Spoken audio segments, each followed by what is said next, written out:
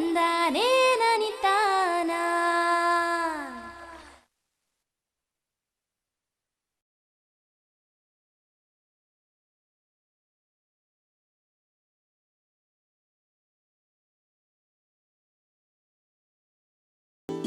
Azolla ಒಂದು ಉತ್ತಮ ಪಶು ಆಹಾರ. ಸಾಂಪ್ರದಾಯಿಕ ಮೇವಿನ ಬೆಳೆಗಳಿಗಿಂತ ವಿಭಿನ್ನವಾದ ಪರಿಸರ ಸ್ನೇಹಿಯಾದ ಅಜೋಲಾ ಜಾನುವಾರು ಸಾಕಾಣಿಕೆಯಲ್ಲಿ ಹೊಸ ಭರವಸೆ ಮೂಡಿಸಿದೆ. ಹಾಗಾಗಿ ಹೆಚ್ಚು ಹೆಚ್ಚು ಕೃಷಿಕರು ಅಜೋಲಾ ಕೃಷಿಯತ್ತ ಆಕರ್ಷಿತರಾಗುತ್ತಿದ್ದಾರೆ.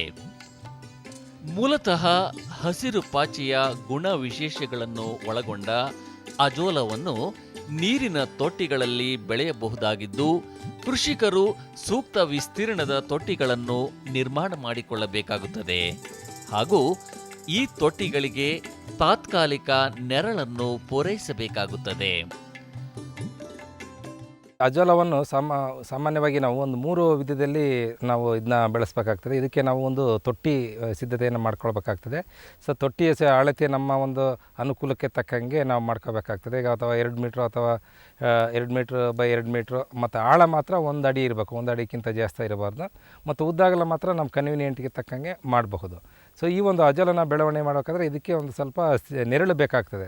ಸೊ ಮರದ ಕೆಳಗಡೆ ಆದರೂ ನಿರ್ವಹಣೆ ಮಾಡ್ಬೋದು, ಅಥವಾ ನಾವೇನಾದರೂ ಒಂದು ತಾತ್ಕಾಲಿಕವಾಗಿ ಒಂದು ಶೆಡ್ ಥರ ಹಾಕ್ಕೊಂಡ್ಬಿಟ್ಟು, ತೆಂಗಿನ ಗರಿನೋ ಅಥವಾ ಈ ಥರ ಹುಲ್ಲು ಏನಾದರೂ ಉಪಯೋಗಿಸ್ಕೊಂಡ್ಬಿಟ್ಟು ಒಂದು ಶೆಡ್ ಹಾಕ್ಕೊಂಡ್ಬಿಟ್ಟು ಆ ಒಂದು ನೆರಳಲ್ಲಿ ನಾವು ಇದನ್ನ ಬೆಳೆಸಬೇಕಾಗ್ತದೆ.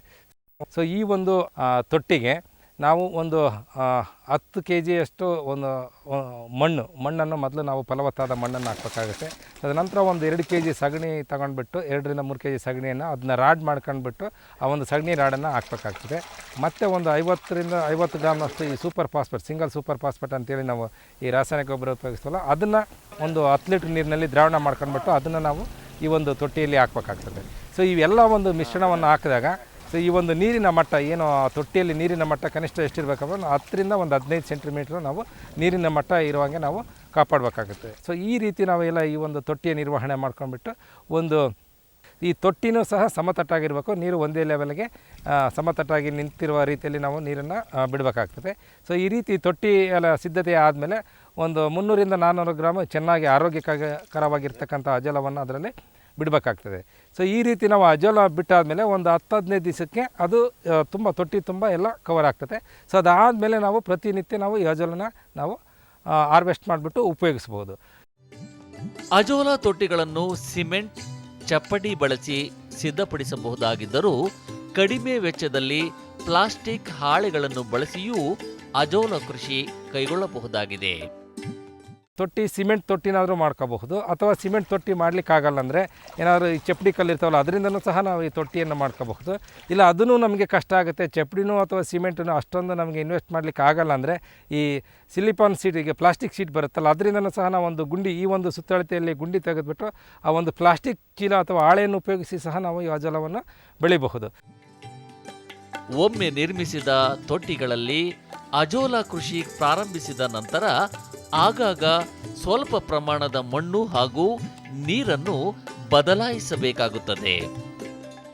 ಈ ಒಂದು ಅಜೋಲವನ್ನು ನಾವು ಬೆಳಿಬೇಕಾದ್ರೆ ಕೆಲವು ಮುಂಜಾಗ್ರತಾ ಕ್ರಮಗಳನ್ನು ಕೈಗೊಳ್ಳಬೇಕಾಗ್ತದೆ. ಸೊ ಅವು ಏನಪ್ಪ ಅಂದರೆ, ಈ ತೊಟ್ಟಿ ನಾವು ನಿರ್ವಹಣೆ ಮಾಡ್ತೀವಲ್ಲ ಇದನ್ನು ನಾವು ಕಂಟಿನ್ಯೂಸ್ ಆಗಿ ಅದೇ ರೀತಿ ಬೆಳೆದ್ರೆ ಅಜೋಲ ಚೆನ್ನಾಗಿ ಬೆಳೆಯೋದಿಲ್ಲ, ಹಾಳಾಗೋಗ್ತದೆ. ಅಂದರೆ ಒಂಥರ ಕೆಂಪಾಗ್ಬಿಟ್ಟು, ಈಗಾಗಲೇ ಗಮನಿಸಿರ್ಬೋದು ಈ ರೀತಿ ನೀವು ಒಂದು ಕೆಂಪಾಗಿರ್ತಕ್ಕಂಥ ತೊಟ್ಟಿಗಳನ್ನು, ಸೊ ಈ ರೀತಿ ಆಗಿಬಿಟ್ಟು ಅಜೋಲ ಬೆಳವಣಿಗೆ ಕುಂಠಿತಗೊಳ್ತದೆ.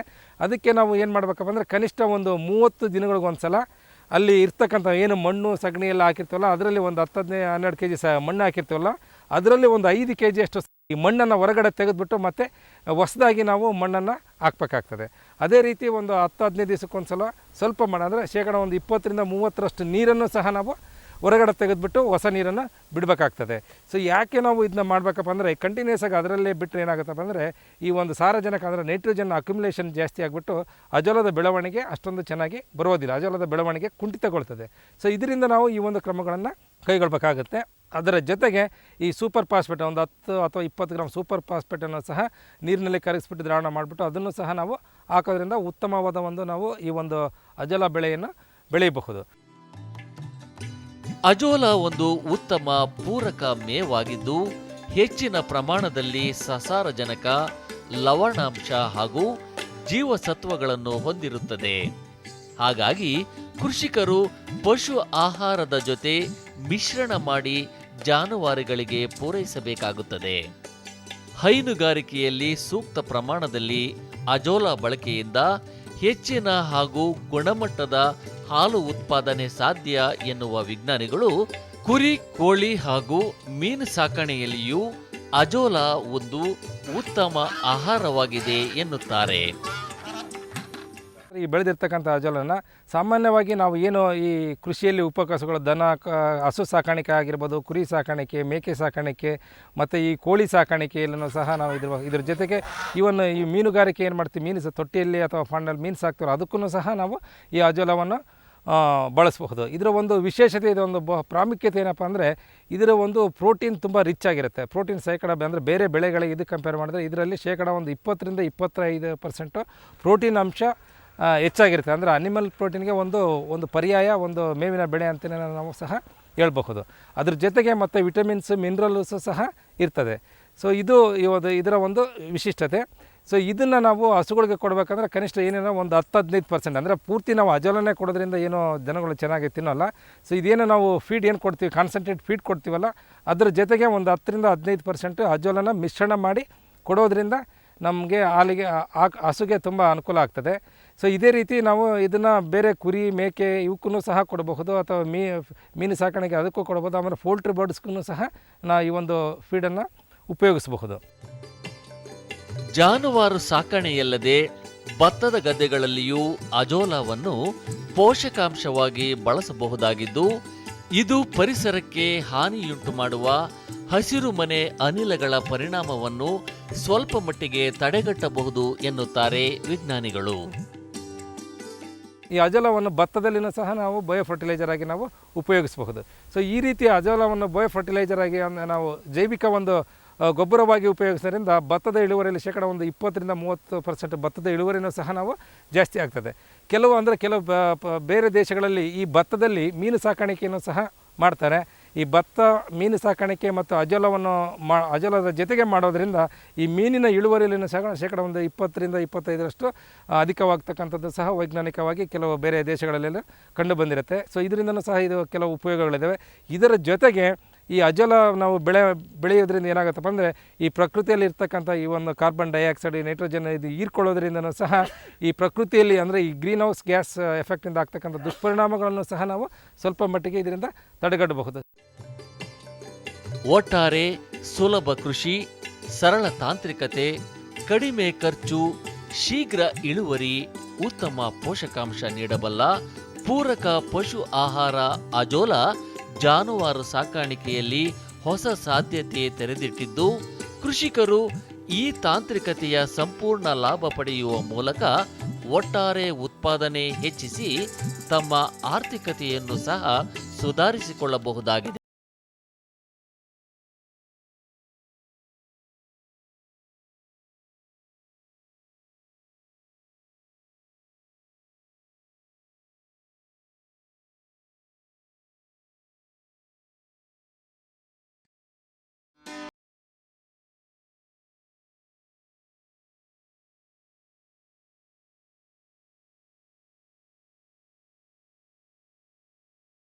ರೇಷ್ಮೆ ನಮ್ಮ ನಾಡಿನ ಪ್ರಮುಖ ವಾಣಿಜ್ಯ ಬೆಳೆಗಳಲ್ಲಿ ಒಂದು. ಲಾಭದಾಯಕ ಬೆಳೆ ರೇಷ್ಮೆಯತ್ತ ಹೆಚ್ಚೆಚ್ಚು ರೈತ ಬಾಂಧವರು ಆಸಕ್ತಿ ತೋರುತ್ತಿದ್ದು, ಏಕ ಬೆಳೆಯಾಗಿ ಇಲ್ಲವೇ ಉಪಕಸುಬಾಗಿ ರೇಷ್ಮೆ ಬೆಳೆಯುತ್ತಿದ್ದಾರೆ. ಹೀಗೆ ತೆಂಗು, ಅಡಿಕೆ ಅಲ್ಲದೆ ರೆಂಬೆ ಪದ್ಧತಿಯಲ್ಲಿ V1 ತಳಿಯ ರೇಷ್ಮೆ ಕೃಷಿ ಕೈಗೊಂಡು ಯಶಸ್ವಿಯಾಗಿದ್ದಾರೆ ಬೇಲೂರು ತಾಲೂಕು ಹೆಬ್ಬಾಳ ಗ್ರಾಮದ ಹಾಲಪ್ಪ ಅವರು. ನಮ್ಮದು ಒಟ್ಟಿಗೆ 14 ಎಕರೆ ಜಮೀನಿದೆ ಸರ್. 6 ಎಕರೆಯಲ್ಲಿ ತೆಂಗಿದೆ ಸರ್. ಇನ್ನು ಬಾಕಿದು ಅಡಿಕೆ ಇದೆ ಸರ್, ಒಂದು 4 ಎಕರೆ. ಇನ್ನು 4 ಎಕರೆ ರೇಷ್ಮೆ ಮಾಡಿದ್ದೀನಿ. ಮತ್ತು ಒಂದು ನರ್ಸರಿ ಮಾಡಿದ್ದೀನಿ ಸರ್. ಕೋಸು, ಮೆಣಸಿನ ಗಿಡ, ಬದನೆ ಗಿಡ ಎಲ್ಲ ಬೆಳೆಯೋದು ನರ್ಸರಿ ಇದೆ ಸರ್ ನನ್ನದು. ನನ್ನ ಹತ್ರ ಇರೋದು CSR 2. ನಾನು ಗಿಡ ನಾಟಿ ಮಾಡಿರೋದು V1 ತಳಿ. ಈಗ ನಾನು ಯಾವಾಗಲೂ ಸಹ ಬಿತ್ತನೆಗೆ ಹೋಗ್ತಾ ಇರೋದು ಸರ್ ನನ್ನ ಬೆಳೆ. ಮಾಹಿತಿ ಕೊರತೆಯಿಂದಾಗಿ ಆರಂಭದಲ್ಲಿ ರೇಷ್ಮೆ ಕೃಷಿಯಲ್ಲಿ ನಷ್ಟ ಅನುಭವಿಸಿದರೂ ಕ್ರಮೇಣ ಉತ್ತಮ ಬೆಳೆ ಪಡೆಯುತ್ತಿರುವ ಹಾಲಪ್ಪ ಅವರು ತಮ್ಮ ತೋಟಕ್ಕೆ ಹನಿ ನೀರಾವರಿ ಅಳವಡಿಸಿಕೊಂಡಿದ್ದಾರೆ. ನಾನು ನನ್ನ ರೇಷ್ಮೆನ ಒಂದು 3.5 ಅಡಿ ಇಂಟು 3.5 ಅಡಿಯಲ್ಲಿ ನಾಟಿ ಮಾಡಿದ್ದೀನಿ. ಒಂದು ಎಕರೆಗೆ 4,000 ಚಿಲ್ಲರೆ ಗುಣಿ ಬಂದಿದೆ. ಅದಾದಮೇಲೆ ನಾನು ಮೊದಲು 2 ವರ್ಷ ನೀರು ಹಾಯಿಸ್ತಾ ಇದ್ದೆ, ಆಯೋಳಿ ನೀರು ಮಾಡಿದ್ದು, ಅದು ಯಾಕೋ ಪ್ರಯೋಜನ ಆಗಲ್ಲ. ಆಮೇಲೆ ಡ್ರಿಪ್ ಇರಿಗೇಷನ್ ಮಾಡಿ ಸರ್, ಇನ್ಲೆಟರ್ ಡ್ರಿಪ್ಪರ್ ಅಂತೇಳಿ, ಇದು ಜಪಾನ್ ಸಿಸ್ಟಮು. ಇದನ್ನು ಬೆಂಗಳೂರಲ್ಲಿ ಒಬ್ಬರು ಆನೆಕಲ್ಲಲ್ಲಿ ಮಾಡಿದರು, ಸುಬ್ಬಣ್ಣರು ಅಂತೇಳಿ, ಅಲ್ಲಿಗೆ ಹೋಗಿ ನೋಡ್ಕೆ ಬಂದು ಆ ಮೆಥಡ್ನೇ ನಾನು ಮಾಡಿದೆ ಸರ್. ಮತ್ತು ಈಗ ತುಂಬ ಚೆನ್ನಾಗಿದೆ ಸರ್. ಸಾವಯವ ಗೊಬ್ಬರಗಳನ್ನೇ ಹೆಚ್ಚಾಗಿ ಬಳಸುವ ಹಾಲಪ್ಪ ಅವಶ್ಯಕತೆಗೆ ಅನುಸಾರ ರಾಸಾಯನಿಕ ಗೊಬ್ಬರಗಳನ್ನು ಬಳಸುತ್ತಿದ್ದಾರೆ. ಚಾಕಿ ಕೇಂದ್ರದಲ್ಲಿ ನಾನು ಹುಳು ತಗೊಂಡು ಬರ್ತೀನಿ. ಅವರು ಅದನ್ನು 2ನೇ ಜ್ವರದಲ್ಲಿದ್ದಂಥ ಹುಳ ನನಗೆ ಕೊಡ್ತಾರೆ. ನಾನು ತಗೊಂಡು ಬಂದು 25ರಿಂದ 28 ದಿವಸ ಸಾಕಾಣಿಕೆ ಮಾಡ್ತೀನಿ. ಒಂದು ಬೆಳೆ ಆದ ತಕ್ಷಣ ಕಟಾವು ಮಾಡಿದ ಮೇಲೆ ಉಳುಮೆ ಮಾಡ್ತೀವಿ. ಡ್ರಿಪ್ಪು ಅಳೆದಿರ್ತೀವಿ, ಡ್ರಿಪ್ಪು ಎಲ್ಲ ಸುತ್ತಿಟ್ಬಿಟ್ಟು ಹದ ಇಲ್ಲದೆ ಇದ್ದರೆ ಸ್ಪ್ರಿಂಕ್ಲರ್ ಇಟ್ಕೊಂಡು ಎಲ್ಲ ಉಳುಮೆ ಮಾಡಿಬಿಟ್ಟು ಅದಕ್ಕೆ ದನಿ ಗೊಬ್ಬರನ ಸರ್ ನಾವು ವರ್ಷಕ್ಕೆ 1 ಟೈಮ್ ಹೊಡಿತೀವಿ. ಒಂದು ಎಕರೆಗೆ ಒಂದು 5 ಟ್ರ್ಯಾಕ್ಟ್ರನ್ನ ದನಿ ಗೊಬ್ಬರ ಹೊಡಿತೀವಿ. ಆದಮೇಲೆ ಅದಾದ ತಕ್ಷಣ ಒಂದು ಬೇಸಿಗೆಯಲ್ಲಿ ನಮಗೆ ಈ ಸಿರಾದ ಕಡೆ ಕುರಿಗಳು ಬರ್ತಾರೆ ಸರ್, ಅವ್ರನ್ನ ಒಂದು ಎಕರೆಗೆ ನಾವು ಒಂದು 10 ದಿವಸ 15 ದಿವಸ ನಿಲ್ಲಿಸ್ಬಿಡ್ತೀನಿ. ಅದು ತುಂಬ ಚೆನ್ನಾಗಿ ಇದು ನಮಗೆ ಪ್ರೋಟೀನ್ ಆಗುತ್ತೆ. ಅದಾದಮೇಲೆ ನಾವು ಮತ್ತೆ ಇದಕ್ಕೆ ಒಂದು ಬೆಳೆಗೆ ಒಂದು ಸ್ವಲ್ಪ ನಾವು ಒಂದು 1.25 ಎಕರೆಗೆ ಒಂದು 50 kg DAP, ಒಂದು 80 kg ಯೂರಿಯಾ, ಒಂದು 50 kg ಪೊಟ್ಯಾಷ್ ಮಿಕ್ಸ್ ಮಾಡಿ ಪ್ರತಿ ಬೆಳೆಗೂ ಕೊಡ್ತೀವಿ ಸರ್. ಅದಾದ 45 ದಿವಸದಿಂದ 50 ದಿವಸಕ್ಕೆ ಬರುತ್ತೆ. ಅದಾದಮೇಲೆ ನಾವು 2ನೇ ಜ್ವರದಿಂದ ಇದ್ದಂಥ ಹುಳುನ ಚಾಕಿ ಸಾಕಾಣಿಕೆ ಕೇಂದ್ರದಿಂದ ತಂದು ನಾನಿಲ್ಲಿ ಸಾಕ್ತೀನಿ ಸರ್. ಅದಕ್ಕೆ ಹಾಸಿಗೆ ಸೋಂಕು ಅಂತಿರುತ್ತೆ, ಅದನ್ನೆಲ್ಲ ಕೊಡ್ತಾ ಹೋಗ್ತೀವಿ. ಆ ಗೂಡಿಗೆ ಒಂದು ಫೈಬರ್ ಚಂದ್ರಿಕೆ ಇದೆ. ಅವಾಗೆಲ್ಲ ಸರ್ ಚಂದ್ರಿಕೆ ಹುಳ ಆಯ್ದು ಬಿಡಬೇಕಾಗಿತ್ತು, ಈಗ ಆಯ್ದು ಬಿಡಬೇಕಾಗಿಲ್ಲ. ಹಾಗೆಯೇ ಆ ಬೆಡ್ ಮೇಲೆ ನಾವು ಚಂದ್ರಿಕೆ ಇಡ್ತೀವಿ ಸರ್, ಫೈಬರ್ ಚಂದ್ರಿಕೆನ ಇಟ್ಬಿಟ್ಟು ಈ ಮೆಸ್ಸು ಅಂದರೆ ಈ ಸೊಳ್ಳೆ ಪರದೆ ಟೈಪ್ ಮೆಸ್ ಇರುತ್ತೆ ಸರ್, ಅದನ್ನು ಅಳೆದ್ಬಿಡ್ತೀವಿ ಅದ್ರ ಮೇಲೆ, ಹುಳ ಹತ್ಲೆ ಓಡಾಡ್ದಂಗೆ. ಮತ್ತು ಅದು ಗೂಡು ಕಟ್ಟೋದಕ್ಕೆ ಗ್ರಿಪ್ ಸಿಗೋದಕ್ಕೆ ನನಗೆ ಒಂದು 100 ಮಟ್ಟಿಗೆ ಸರ್ 60 kgಯಿಂದ 90 kgವರೆಗೂ ಇಳುವರಿ ಪಡಿತಾ ಇದ್ದೀನಿ ಸರ್ ನಾನು. ಹುಳು ಸಾಕಣೆ ಮನೆ ಸ್ವಚ್ಛತೆಗೆ ಆದ್ಯತೆ ನೀಡುವುದು ಅತ್ಯವಶ್ಯಕ ಎನ್ನುವ ಹಾಲಪ್ಪ ಅವರು ಕಾಲಕಾಲಕ್ಕೆ ಸೂಕ್ತ ಸೋಂಕು ನಿವಾರಕಗಳನ್ನು ಬಳಸುವುದು ಉತ್ತಮ ಎಂದು ಅಭಿಪ್ರಾಯಪಡುತ್ತಾರೆ. CSR 2 ಅಂತೇಳಿ ಇದಕ್ಕೆ ಸ್ವಲ್ಪ ನಾವು ಜಾಸ್ತಿ ಒತ್ತು ಕೊಡಬೇಕು. ಆಮೇಲೆ ಇದಕ್ಕೆ ಈ ಸೋಂಕುಗಳು ಜಾಸ್ತಿ ಇರುತ್ತೆ ಸರ್, ರೋಗ ರುಜಿನಗಳು ಜಾಸ್ತಿ ಇರುತ್ತೆ. ತುಂಬ ಕೇರಲ್ಲಿ ಈ ಎಳೆ ಮಕ್ಕಳುಗಳನ್ನ ಎಷ್ಟು ಚೆನ್ನಾಗಿ ನೋಡ್ಕೊಳ್ತಾರೆ, ನಾವು ಬೆಳೆಸ್ಬೇಕಾರೆ ಅಷ್ಟು ಚೆನ್ನಾಗಿ ಕ್ಲೀನಾಗಿ ಅದ್ರ ನಿಗುವಾಗಿ ಸಾಕ್ಬೇಕು ಸರ್. ಹೈಬ್ರಿಡ್ ಸ್ವಲ್ಪ ಇದಕ್ಕಿಂತ ಈಸಿ, ಇದರಷ್ಟೇನು ಗೋಳಾಡಬೇಕಾಗಿಲ್ಲ. ರೇಷ್ಮೆ ಇಲಾಖೆಯಿಂದ ದೊರೆಯುವ ಸೌಲಭ್ಯಗಳನ್ನು ಮತ್ತು ಮಾರ್ಗದರ್ಶನವನ್ನು ಪಡೆದು ರೇಷ್ಮೆ ಬೆಳೆಯುತ್ತಿರುವ ಹಾಲಪ್ಪ ಅವರು ರೈತ ಬಾಂಧವರು ತಜ್ಞರ ಸಲಹೆ ಮೇರೆಗೆ ರೇಷ್ಮೆ ಕೃಷಿ ಕೈಗೊಳ್ಳುವುದು ಸೂಕ್ತ ಎಂದು ಅಭಿಪ್ರಾಯಪಡುತ್ತಾರೆ. ಇಲಾಖೆಯಿಂದ ನನಗೆ ಈ ರೇಷ್ಮೆ ನೆಟ್ಟರೆ ಒಂದು ಎಕರೆಗೆ 5,000 ರೂಪಾಯಿ ಕೊಡ್ತಾರೆ ಸರ್, ಕೊಟ್ಟಿದ್ದಾರೆ ಆಗಲೇ. ಆಮೇಲೆ ಅದೇ ನಾವು ಚಂದ್ರಿಕೆ ಹಾಕ್ತೀವಿ ಸರ್, ಅದಕ್ಕೆ ಒಂದು ಚಂದ್ರಿಕೆಗೆ 60 ರೂಪಾಯಿ ಬೀಳೋದು. ಅವತ್ತಿನ ಕಾಲದಲ್ಲಿ ನನಗೆ 35 ರೂಪಾಯಿ ಸಬ್ಸಿಡಿ ಕೊಟ್ಟಿದ್ರು ಒಂದು ಚಂದ್ರಿಕೆಗೆ. ಆಮೇಲೆ ಈ ಪವರ್ ಸ್ಪ್ರೇಯರ್ ಅಂತೇಳಿ ತೊಗೊಳ್ತೀವಿ ಸರ್, ಮನೆಗೆ ಸ್ಪ್ರೇ ಮಾಡೋದಕ್ಕೆ, ಅದಕ್ಕೂ ಸಹ 50%, 12,000 ನಂಗೆ ಕೊಡ್ತಂದ್ರೆ 6,000 ರೂಪಾಯಿ ಅವ್ರು ಕೊಟ್ಟಿದ್ದಾರೆ.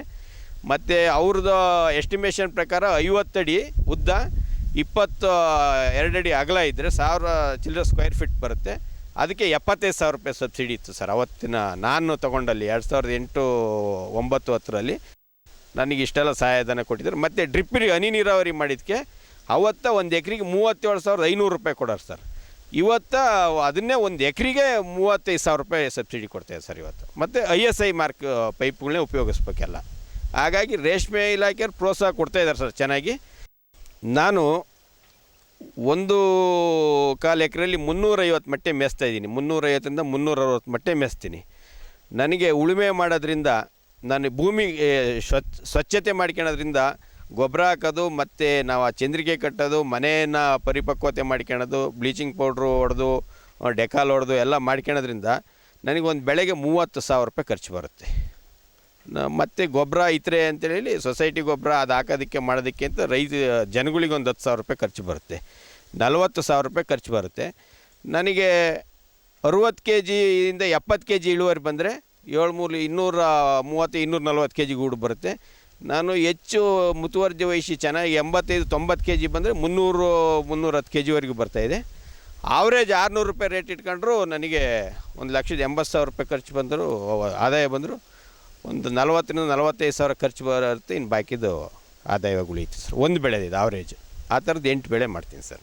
ನಮಗೆ ಆ ಸೀಡ್ ಮಾರ್ಕೆಟ್ ಇಲ್ಲಿ ಹಾಸನಲ್ಲೇ ಇದೆ, ಹಾಸನಿಗೆ ತೊಗೊಂಡು ಹೋಗ್ತೀವಿ ಸರ್. ಹಾಸನಲ್ಲಿ ಡೈಲಿ ನಮಗೆ ಒಂದು ಅದು ಎಷ್ಟು ಬರುತ್ತೆ ಅಷ್ಟೂ ಬಿಕ್ರಿ ಮಾಡ್ತಾರೆ ಸರ್. 1000 kg 1200 1500 kgವರೆಗೂ ಬಿಕ್ರಿ ಆಗುತ್ತೆ.